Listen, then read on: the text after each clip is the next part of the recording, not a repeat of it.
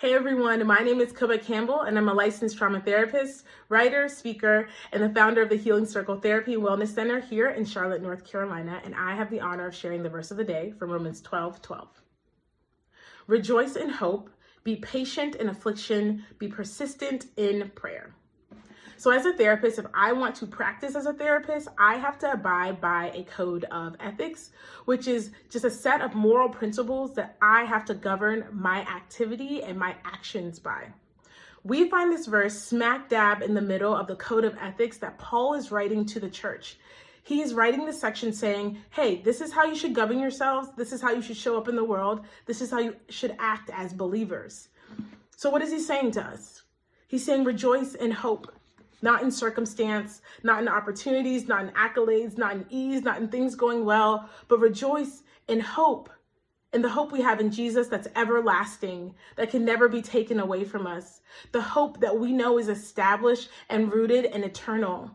He's telling us to be patient in affliction, to follow in the footsteps of Jesus, of suffering well and walking through the darkness into the light and the eternal glory that we get to partake in with him when we are patient in affliction, to be persistent in prayer, to keep our hearts connected to God even when we feel like he's far away, to cry out to him like we would a child calling out for their father, because we know that he'll respond even if he doesn't respond the way that we want him to.